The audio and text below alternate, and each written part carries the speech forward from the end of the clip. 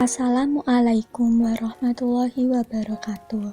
Perkenalkan, nama saya Maharani Suci Wulandari dari Sekolah SMK Kesehatan Surabaya, kelas 12 Asisten Keperawatan, absen 21. Di sini saya akan menjelaskan apa itu dispepsia. Yang pertama yaitu pengertiannya dari dispepsia. Dispepsia merupakan suatu kondisi yang bisa menyebabkan rasa tidak nyaman pada perut bagian atas karena penyakit asam lambung atau MAH. Jadi, penyakit dispepsia ini letaknya ada di ulu hati. Dispepsia bukanlah sebuah penyakit, tapi tanda atau gejala dari suatu penyakit pencernaan yang dialami seseorang. Hal yang perlu diwaspadai, dispepsia yang dibiarkan bisa berkembang menjadi lebih serius.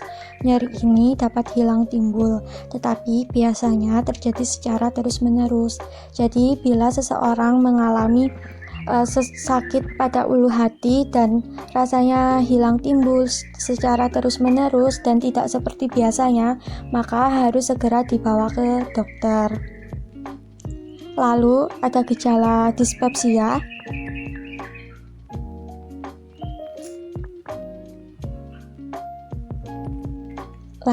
Gejala dispepsia yaitu nyeri dan rasa panas di daerah ulu hati, rasa penuh di perut bagian atas, rasa penuh di daerah dada, kembung, mual, dan muntah, sering bersendawa. Lalu, berdasarkan gejala dominan yang muncul, nyeri ulu hati atau dispepsia dibagi menjadi 3 jenis, yaitu yang pertama dispepsia tipe ulkus, yaitu apabila keluhan yang dominan adalah rasa nyeri pada bagian ulu hati. Yang kedua, selanjutnya dispepsia tipe dismotilitas, yaitu apabila keluhan yang dominan adalah kembung, mual, dan cepat kenyang. Lalu yang ketiga, dispepsia tipe non-spesifik apabila keluhan tidak jelas untuk dikelompokkan pada salah satu jenis di atas. Lalu ada faktor resiko dispepsia, yaitu yang pertama merokok, konsumsi obat-obatan tertentu, sering mengonsumsi makanan pedas dan berlemak, juga minuman soda atau berkafein.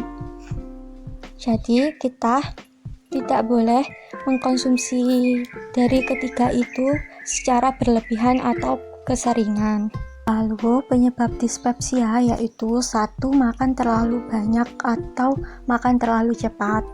2. Konsumsi makanan yang terlalu berlemak, berminyak, dan pedas. 3. Konsumsi terlalu banyak kafein, alkohol, coklat, dan minum-minuman bersoda. Lalu selanjutnya merokok, rasa cemas, dan beberapa antibiotik dan obat penghilang. Ini penyebab itu kurang lebih sama seperti faktornya. Lalu penanganan dispepsia ini yaitu 1.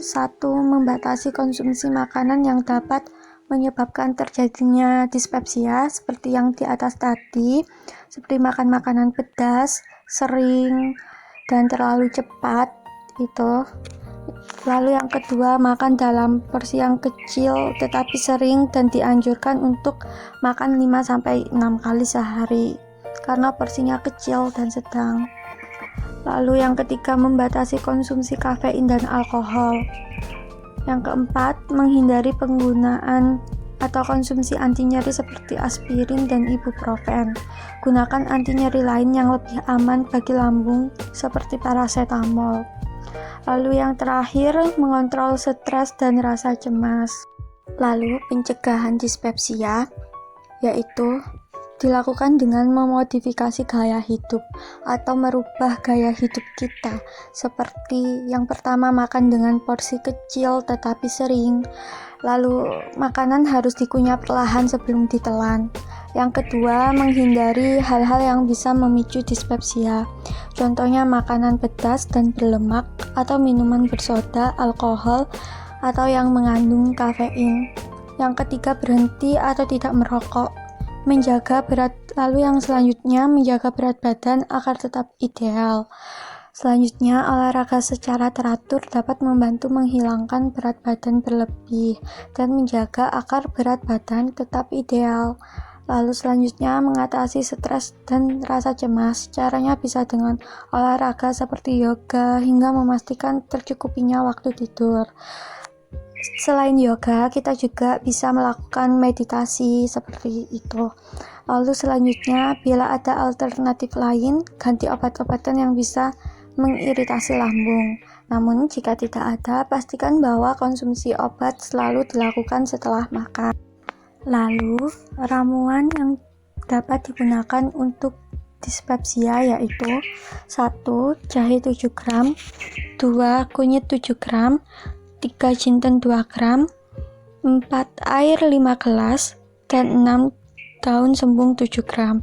Jadi ini direbus sampai sisa 3 gelas dan diminum 3 gelas sehari. Jadi sekian dari saya. Apabila ada yang ditanyakan, mohon ditanyakan di bawah komentar, dan mohon maaf jika ada salah kata atau kurangnya pengertian dari saya. Wassalamualaikum warahmatullahi wabarakatuh. Terima kasih.